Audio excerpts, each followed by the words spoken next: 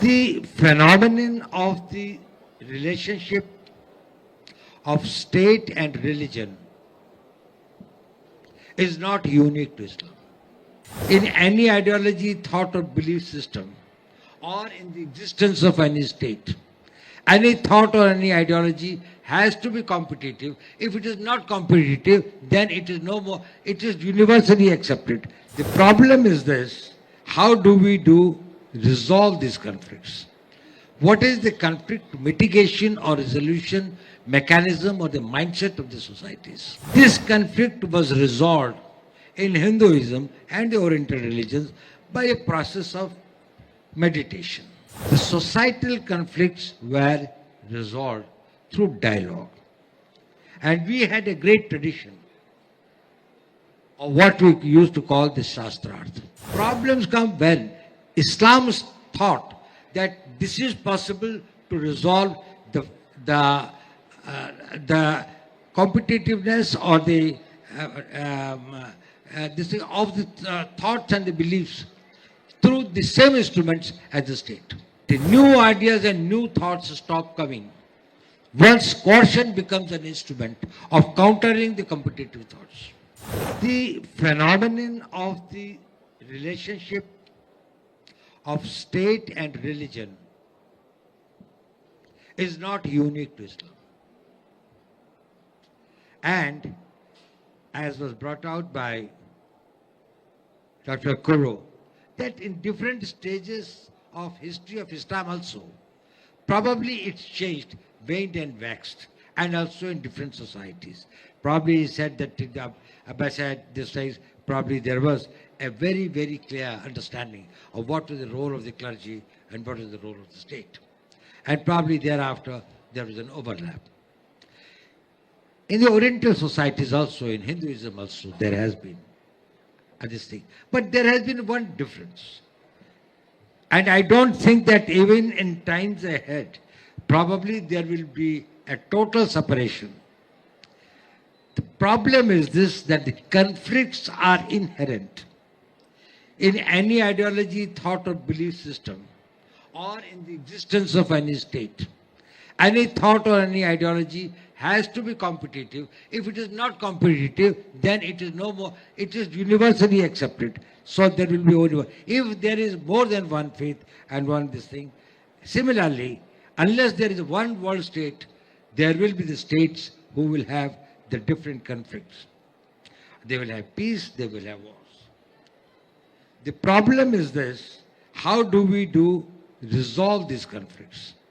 What is the conflict mitigation or resolution mechanism or the mindset of the societies? I can tell you about the Indian example. First conflict is between the man himself. The conflict between what your competing beliefs, thoughts, needs, aspirations are. Even about your relationship to the other human beings and to the God and to the society. You yourself may have more than one view, and sometimes you might be thinking. Now, this conflict was resolved in Hinduism and the Oriental religions by a process of meditation. That is a dialogue with your own self. You engage your own self. When it was societal, the societal conflicts were resolved through dialogue. And we had a great tradition of what we used to call the Shastrarth. Even in this part of the world, there had been various thoughts. The Buddhism came, and it came in conflict with the then existing Sanatana Dharma or Hinduism. The conflict, how was it resolved? There used to be the frequent debates going for days and months sometimes between the thinkers and the scholars. The famous dialogue between Mandan Mishra and Adi Shankaracharya, which lasted for these things, about understanding the concept of God and the human. So the conflict resolution was done in a way which was different from how the state does the conflict resolution. When the state has got the conflicts, it goes to war. It uses the instruments of coercion. But the competitiveness of the thoughts, of the faith, of the beliefs, which will keep on coming and mushrooming, probably cannot be resolved by the same instruments by which the state resolved itself. Problems come when Islam thought that this is possible to resolve the competitiveness or the this thing of the thoughts and the beliefs through the same instruments as the state. Now, what happens on that? That doesn't matter, that whether the state will be able to spread a religion or not. That new ideas and new thoughts stop coming once coercion becomes an instrument of countering the competitive thoughts. Because anyone who holds a view different than you, if you are the winner, he will exterminate you, and if the other man wins, he exterminates, you are the... So one of you survive. So the new thoughts stop sprouting.